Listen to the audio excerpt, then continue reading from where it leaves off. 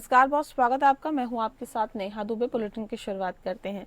मुख्यमंत्री नीतीश कुमार ने JDU party कार्यालय स्थित कर्पूरी सभागार में बिहार जेडीयू विधि प्रकोष्ठ द्वारा आयोजित अधिवक्ता समागम का दीप प्रज्वलित कर उद्घाटन किया। इस अवसर पर आयोजित कार्यक्रम को संबोधित करते हुए मुख्यमंत्री ने कहा कि जेडीयू विधि प्रकोष्ठ के संगठन के पार्टी को मजबूती मिलेगी और ऐसे में अधिवक्ता साथी पार्टी को मजबूती प्रदान करेंगे और न्याय के साथ ही विकास के सरकार के संकल्प को जमीन पर क्रियान्वित करने में सहयोग भी करेंगे। आगामी बिहार विधानसभा चुनाव में पूरी मजबूती के साथ पार्टी को जीत दिलाने में अधिवक्ता साथी पूरा योगदान देंगे।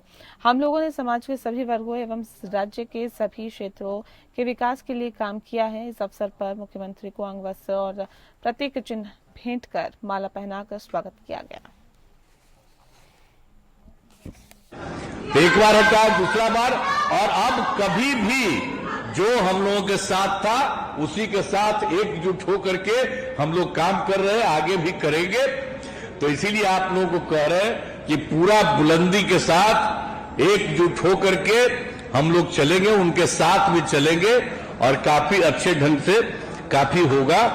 न्याय के साथ विकास की धारा को आप लोग जो हम बता दिए हैं नीचे पहुंचाएं और इस साल होने वाले जो बता दिए विधानसभा चुनाव में पूरी ताकत में जुट जाएं। तो इसीलिए हम आप लोगों को ये कहे हैं, सब लोग जुटिएगा ना पूरा जी। जम्मू कश्मीर के पहलगांव में हुए आतंकी हमले के विरोध में महागठबंधन ने मार्च निकाला। बता दें आपको कि कैंडल मार्च था और तेजस्वी यादव के नेतृत्व में महागठबंधन की ओर से इसे निकाला गया। बता दें आपको कि ये मार्च जम्मू कश्मीर के पहलगांव में हुए आतंकी हमले के विरोध में और मृतकों के प्रति संवेदना व्यक्त करने के लिए आयोजित किया गया था। डाक बंगला चौराहा पे अपने संबोधन में नेता प्रतिपक्ष तेजस्वी यादव प्रसाद ने बताया, ये भी जा रहा है कि तेजस्वी प्रसाद यादव ने कहा है कि आतंकवाद को जड़ से मिटाने के लिए भारत सरकार जो भी कदम उठाएगी हम लोग उनके साथ खड़े हैं। उन्होंने कहा कि आतंकवादियों के द्वारा की गई इस तरह की कार्रवाई इंसान और इंसानियत को शर्मसार करने वाली घटना है और इसकी जितनी भी निंदा की जाए उतनी कम है।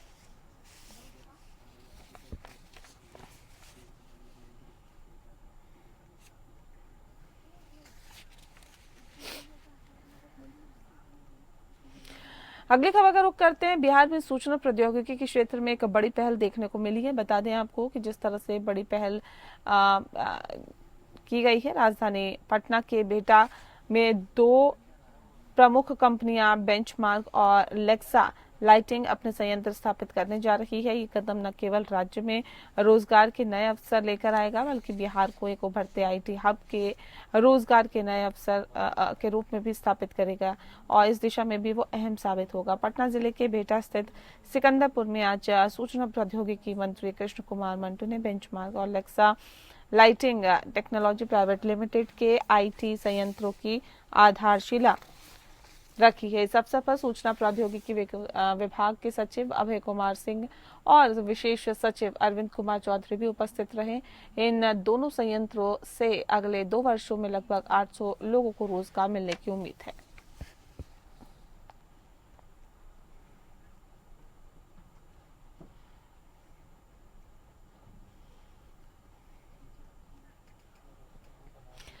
अगली खबर का रुख करते हैं। बिहार सरकार के पीएचईडी विभाग के मंत्री नीरज कुमार बबलू ने प्रेस वार्ता कर बताया है कि आगामी 9 मई को पटना के श्री कृष्ण मेमोरियल हॉल में महाराणा प्रताप की जयंती धूमधाम से मनाई जाएगी। इस अवसर पर उनके साथ साथ भमा शाह की जयंती भी मनाई जाएगी, जिन्हें मंत्री ने महाराणा प्रताप के लिए अपरिहार्य बताया। मंत्री नीरज कुमार बबलू ने कहा है कि महाराणा प्रताप हिंदुस्तान के शौर्य के प्रतीक थे और उनकी जयंती समारोह में भारतीय जनता पार्टी के तमाम शीर्ष नेता भी जुटेंगे। उन्होंने ये भी बताया कि सहरसा में बड़ी संख्या में लोग इस समारोह में भाग लेंगे और प्रेस वार्ता के दौरान सहरसा जिला अतिथि गृह में बीजेपी पूर्व मंत्री सह बीजेपी आलोक रंजन झा समेत बीजेपी के कई नेता और कार्यकर्ता मौजूद थे।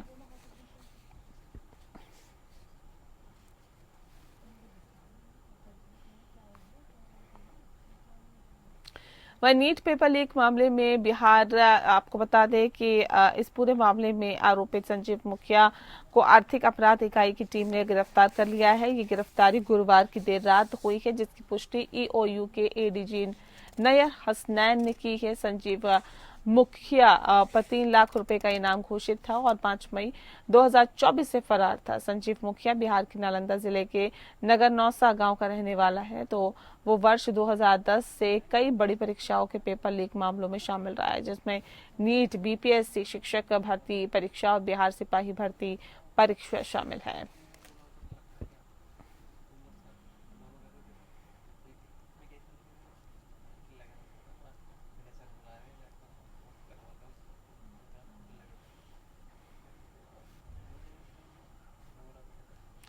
आपको बता दें कि रोहतास जिले के डेहरी ऑन सोन में बताया जा रहा है कि सीबीआई और रेल विजिलेंस की संयुक्त कार्रवाई में रेलवे की संपत्ति बेचने के मामले में 4 कर्मियों को गिरफ्तार किया गया।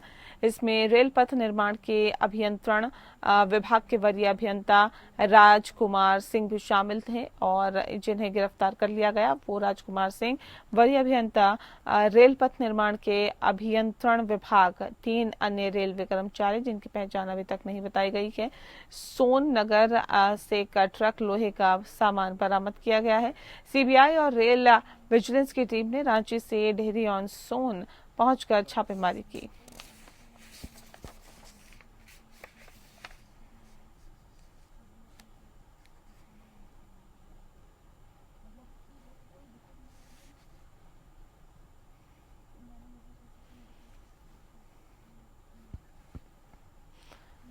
अगली खबर का रुख करते हैं। बिहार के कटिहार जिले में शराब तस्करी का मामला सामने आया है। बता दें आपको कि डंडखोरा थाना क्षेत्र के अंदर एक बड़ा संघर्ष देखने को मिला, जब शराब तस्करी के आरोप में गिरफ्तार सूरज कुमार को छुड़ाने के लिए उसके परिजन और गांव वालों ने थाने पर धावा बोल दिया। इस हमले में कई पुलिसकर्मी घायल हो गए, जिनमें थाना प्रभारी भी शामिल है। पुलिस के अनुसार शुक्रवार देर शाम सूरज कुमार को शराब तस्करी के आरोप में गिरफ्तार किया गया था। उसे आज न्यायिक हिरासत में भेजा जाना था, लेकिन सूरज के परिजन और गांव के कई लोग इकट्ठा हो गए और डंडखोरा थाना पुलिस थाना पहुंच गए और हालात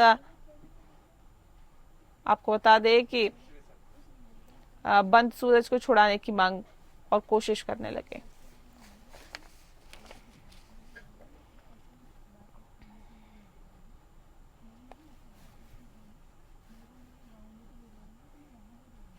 और पटना के गया में बता दें आपको कि खेलो इंडिया यूथ गेम 2025 का आयोजन किया गया। बताया जा रहा है कि पदाधिकारी डॉक्टर त्यागरंजन SM ने बिपाड सभागार में वरीय अधिकारियों के साथ बैठक कर खेलो इंडिया यूथ गेम्स 2025 की तैयारियों की समीक्षा की। इस आयोजन में लगभग 2200 खिलाड़ी और सहायक कर्मचारी हिस्सा लेंगे। गया कलेक्ट्रेट, बिपाड और IIM ने 3 नियंत्रण कक्ष बनाए गए हैं। खिलाड़ियों के आवास के लिए बिपाड और IIM में 13 से 15 हॉस्टल चिन्हित किए गए हैं। सुरक्षा, ट्रैफिक प्रबंधन और पार्किंग व्यवस्था को लेकर भी कई कड़े निर्देश जारी किए गए हैं। जिला पदाधिकारी ने कई महत्वपूर्ण निर्देश दिए हैं, जिसमें शामिल है खिलाड़ियों को बेहतर सुविधाएं उपलब्ध कराना, आवास, भोजन, सफाई और सुरक्षा पर विशेष ध्यान देना, सुरक्षा जांच बिंदु और पार्किंग व्यवस्था को सुनिश्चित करना और भोजन की गुणवत्ता और कैटरिंग मेनू को फिक्स करना।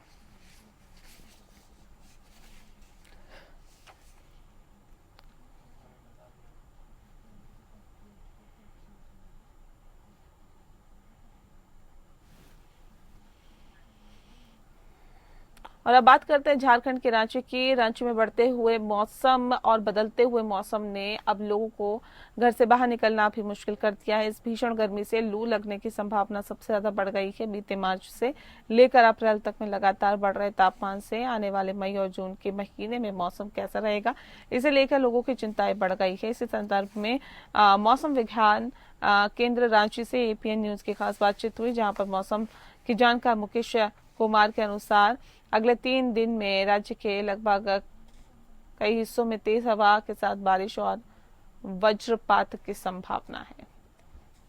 राजधानी रांची में इस तरह के बढ़ते तापमान की उम्मीदें इतनी जल्दी, वो भी अप्रैल के महीने में, किसी ने नहीं की थी। ऐसे में आज हम पहुंचे हैं इसी मौसम विभाग को लेकर बात करने के लिए, मौसम में बदले हुए इस तरह के तापमान को लेकर बात करने के लिए, बढ़ती गर्मी को लेकर बात करने के लिए मौसम केंद्र रांची, जहां पर हम बात करने वाले हैं आगे किस तरह के बदलाव होने वाले हैं मौसम पर और इस वक्त के बढ़ते तापमान पर। हमारे बीच मौजूद है मौसम केंद्र रांची से मुकेश जी। मुकेश जी, आपका स्वागत है हमारे चैनल में।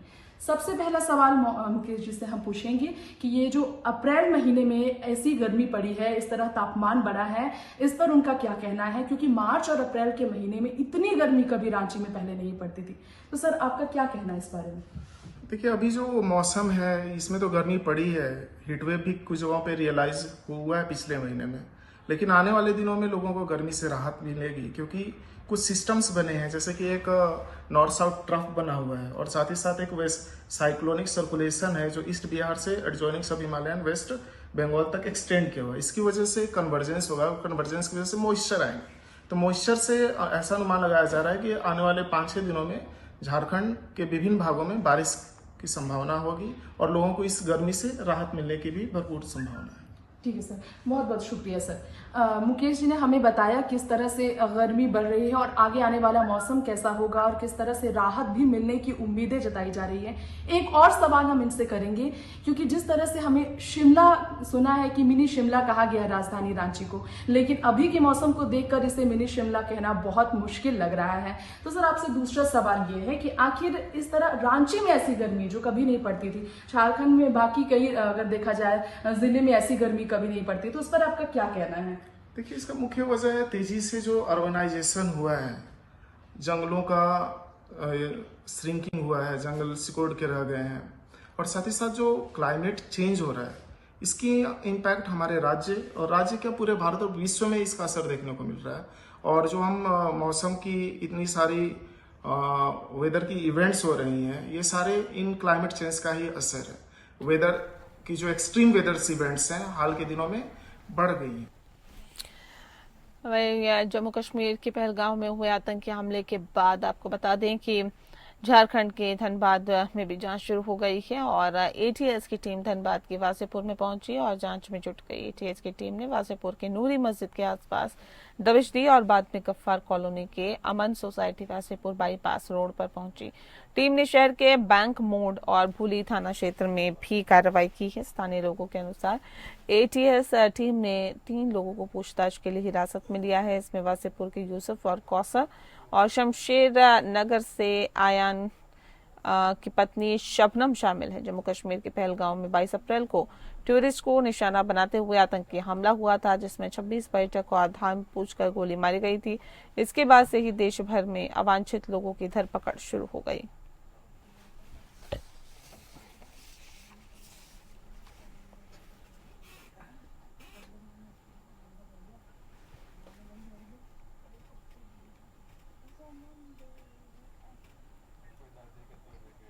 और चलिए अब बात करते हैं बेरमो की सीसीएल डोरी ऑफिसर क्लब में एक दिवसीय योग और ध्यान कार्यशाला का आयोजन किया गया, जिसमें सीसीएल डोरी, सीसीएल बीएनके एरिया और सीसीएल कथारा के अधिकारी और कर्मचारियों ने भाग लिया।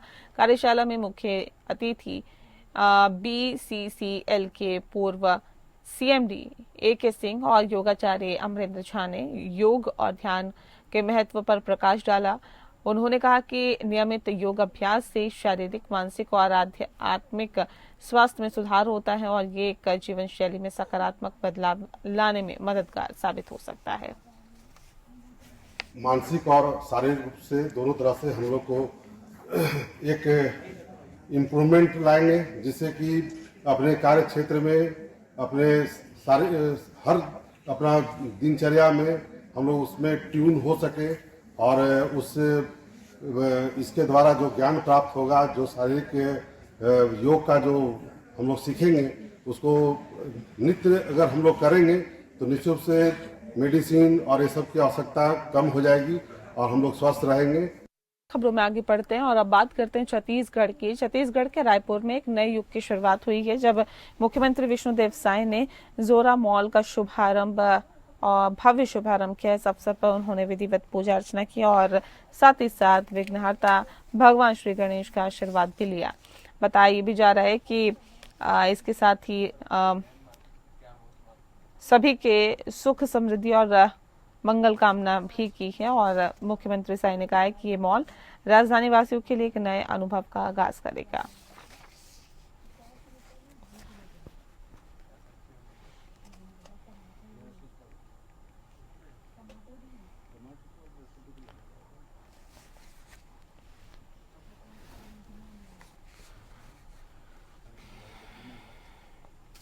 और रायपुर की अब बात करते हैं। रायपुर में मुस्लिमों ने एक राष्ट्रपति को पत्र लिखा है। बता दें आपको कि रायपुर के मुस्लिम नागरिकों ने राष्ट्रपति महोदय को एक पत्र लिखकर पहलगाम में हुए आतंकी हमले की घोर निंदा की है और आरोपियों को शीघ्र गिरफ्तारी एवं कड़ी सजा देने की मांग की है। पत्र में पहलगाम आतंकी हमले की निंदा और आरोपियों की शीघ्र गिरफ्तारी की मांग की गई है। भारत की एकता अखंडता को बनाए रखने के लिए सरकार के साथ खड़े होने का आश्वासन भी दिया गया।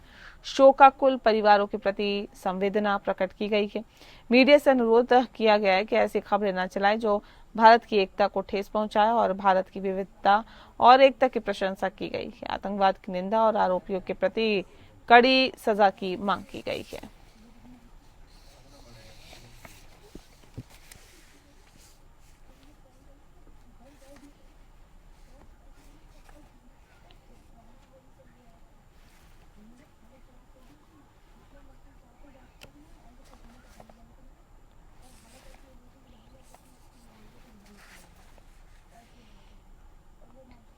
मुंबई के भिवंडी में 3 मंजिला इमारत में आग लग गई। बता दें आपको कि ये आग काफी जोर की थी और बताई जा रहा है कि 3 मंजिला गोदाम में आग लगी है, जिसमें दमकल की 4 गाड़ियां आग बुझाने में मशक्कत करते हुए दिखाई दी।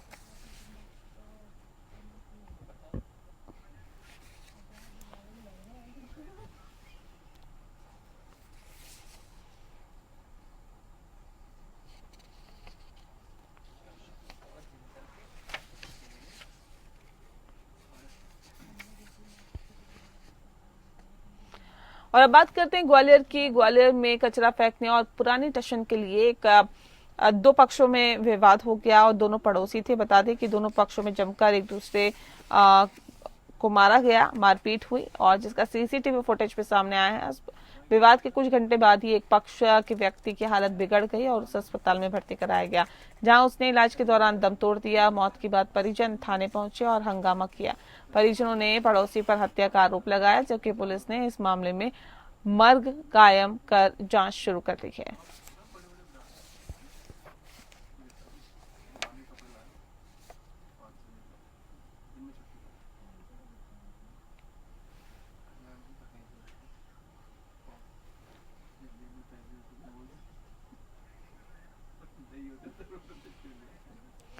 सीसीटीवी फुटेज में सामने आया कि विवाद कुछ घंटे के बाद एक पक्ष की हालत बिगड़ती हुई दिखाई दी। उसे अस्पताल में भर्ती कराया, जहां उसने दम तोड़ दिया इलाज के दौरान और बाद में परिजन थाने लेकर पहुंचे, हंगामा किया और परिजनों ने पड़ोसी पर हत्या का आरोप लगाया है, जबकि पुलिस ने इस मामले में मामला दर्ज कर जांच शुरू कर दी है। दरअसल बता दें आपको कि ग्वालियर के थाटीपुर थाना क्षेत्र का ये पूरा मामला है, जहां 40 साल के अनिल माहौर ई रिक्शा चलाते थे, जिससे अपने परिवार का पालन पोषण कर रहे थे। परिवार में पत्नी प्रवेशी माहौर ने के अलावा 2 बेटे और बेटियां भी शामिल हैं।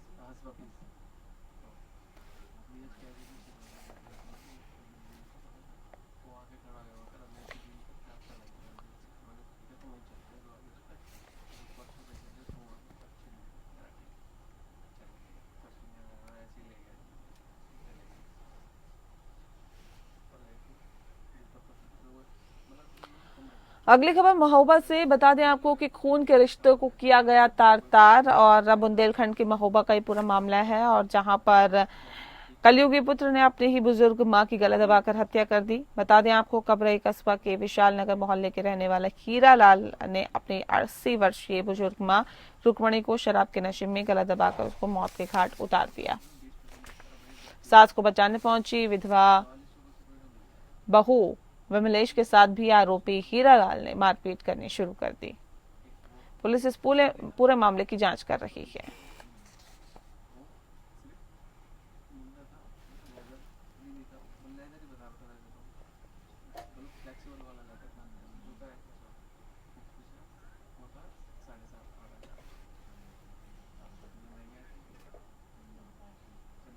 अगली खबर का रुख करते हैं। सहारनपुर में पटाखा फैक्ट्री में ब्लास्ट हो गया और 3 लोगों की मौके पर ही मौत हो गई।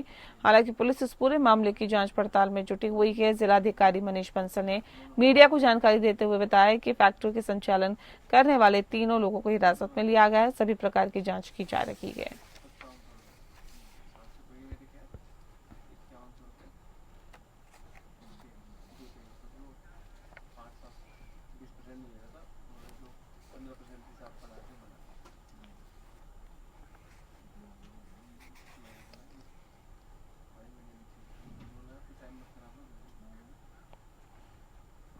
और अब बात करते हैं सोनभद्र के। सोनभद्र में घर पर पड़ा मिला है वृद्ध का शव। बता दें आपको कि मृतक की पहचान लालचंद यादव 70 वर्ष के रूप में हुई है। लालचंद का शव उसी के घर में संदिग्ध परिस्थितियों में मिला है और बताया जा रहा है कि शरीर पर चोट के निशान को देखते हुए आशंका हत्या की जताई जा रही है।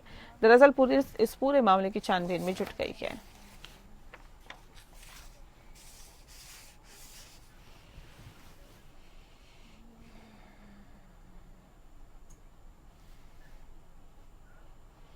और इसी के साथ फिलहाल इस बुलेटिन में इतना ही। नमस्कार।